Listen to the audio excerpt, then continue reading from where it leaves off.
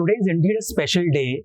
I'm sitting with a panel who is really excited to speak about their upcoming film. Films obviously are a time that people come out, actors come out, share their work and take the love and appreciation from their fans. I'm sitting here with the cast, the partial cast of RRR, S.S Rajamouli, Tarak and Ram Charan. I firmly believe that we're all living in Rajamouli's world. I'm a complete believer of that. Is that his, right? Accepted. Yes, we are. We are living in his era. Absolutely. I want to speak to you both a bit about growing up or over the last few years. How have you watched his films, been in awe of it, and now finally getting to work with him? I mean, obviously, Ram Charan, you worked with him in the past, but how was that experience? Well, it's been a nice 20-year journey with him. He directed my second film and his first film. It's 20 years as a his stardom as a director has multiplied 1,000 folds. But his hunger has also grown to a different level now because he's hungry to pounce his stories onto the audience. But his urge as a filmmaker, his want, his thirst as a filmmaker, his hard work, his dedication as a filmmaker has always remained constant. And I think that's why we see his success in a magnifying lens. And as a friend, as a guide, as a philosopher, as a family member, he's been the same. He's still been that sweet and partially emotional, partially dramatic. He's remained the same for me like that. But his success has multiplied 1,000 folds. Ram, these obviously are very kind words. And we know him and we know he's all heart when it comes to his films, right? But how much of a taskmaster is it? Because I know he's the master of perfection. That's one thing that anybody who has worked with him has said, that till he gets what he wants, he will not leave that talent in front of the camera or behind. What is your experience? I mean, for the personality I am, and I can say for Tarak also, we really need a taskmaster. I mean, it's not that we easily get distracted, but we have so much energy, both of us, that we want to channelize them. And we are fortunate. I'm fortunate to have worked with him twice. The first time was like an experience, and the second time it's so much more than an experience. It's a learning, knowing the art even more better than before, and how he's utilized us and made us feel how much more we can offer for a film when it comes our way.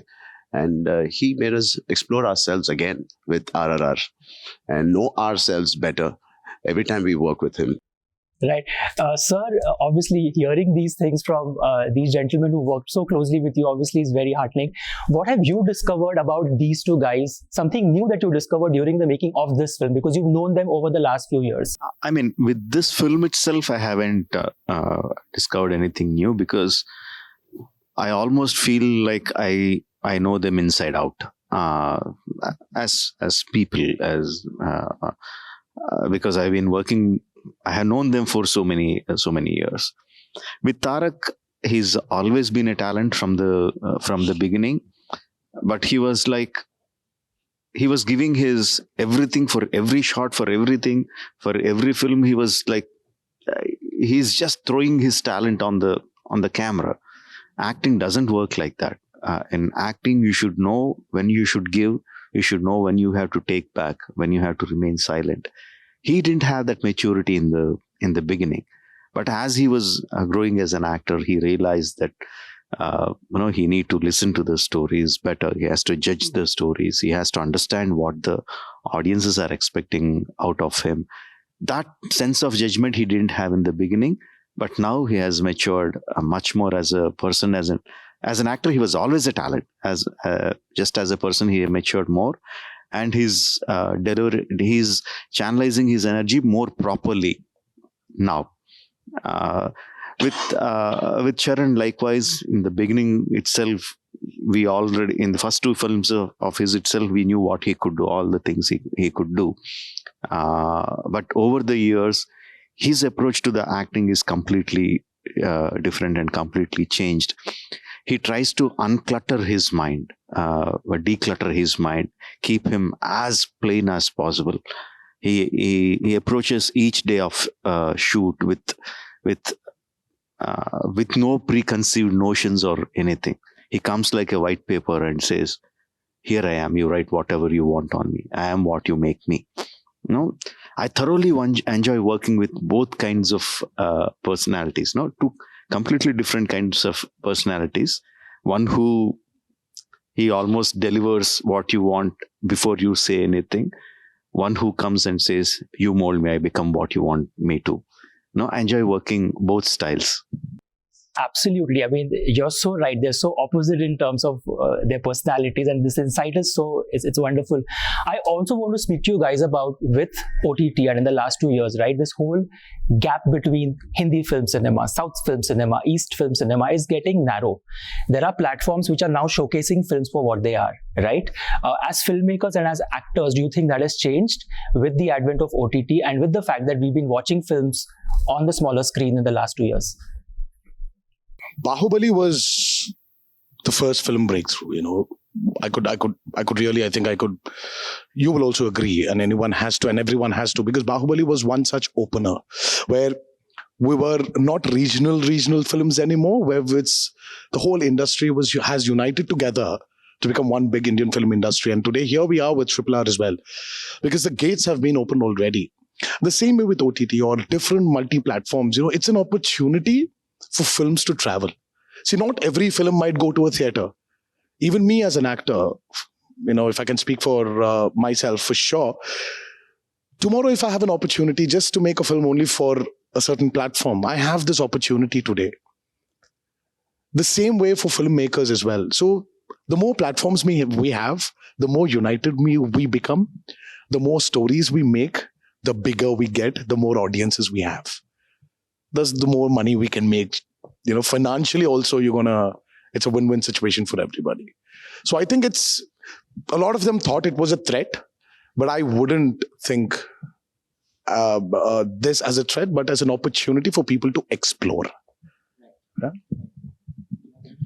I think OTTs were like a teaser for the borders to become so seamless, for big films to no more Tollywood or Hollywood or Bollywood. It's Indian cinema.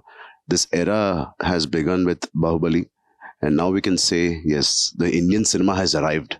Now it's like in the US, you just have one film and one language like that. Though we have multiple languages now, I'm so excited for directors to come and explore what we can offer for a film, and vice versa. And this is an exciting era that we are all living in, and thanks to Rajamouli sir who ignited the whole drive. Absolutely. You ignited that drive, and I want to speak to you very quickly about the focus post Baahubali. I'm guessing a lot of producers, studios must be calling you, actors dropping names and saying, "We want to work with you." It must have been a crazy time, right? Because virtually it is still one of the biggest phenomenal in the film industry. It is a pivotal time. Post Baahubali and pre Baahubali are looked at two different times in the history of Indian cinema. How did you manage and navigate that part? Was there pressure from Bollywood?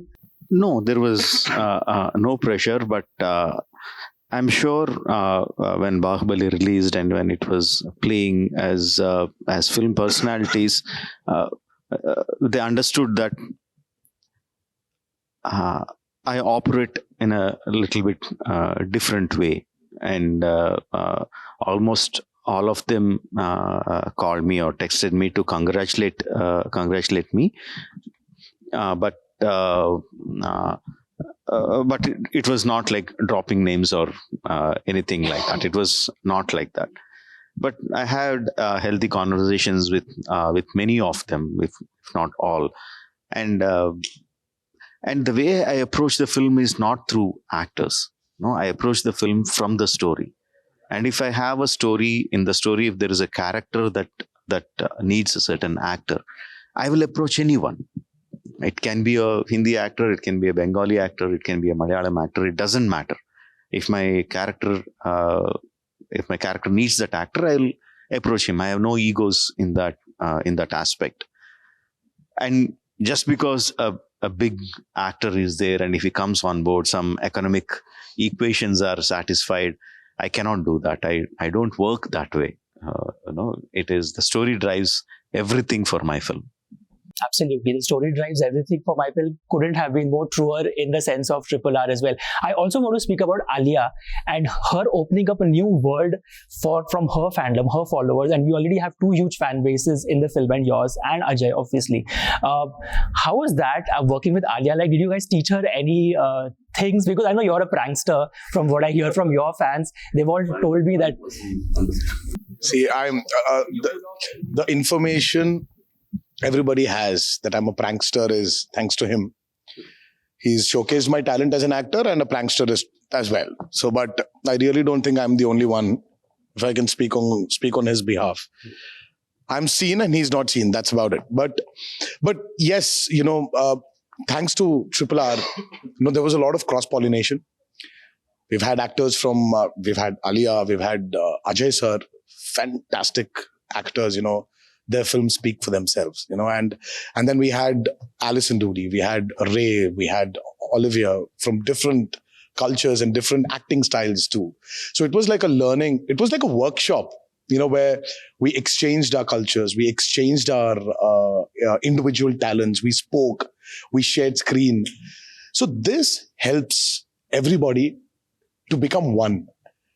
And we didn't play pranks on Alia for sure. And Ajay sir, impossible. And already with his intense eyes, which he's got, you're a bit scared, but he was sweet enough. He actually broke the ice. He opened the gates again and welcomed us on set because we didn't share screen space with him.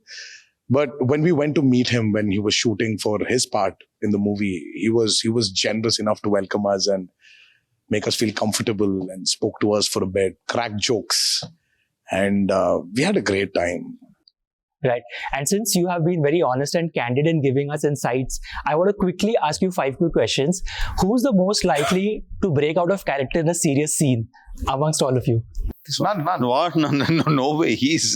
Once he starts laughing, we have to break the shoot for at least 15-20 minutes before he can become himself. No, I have a problem. I laugh. I can't stop when I start laughing.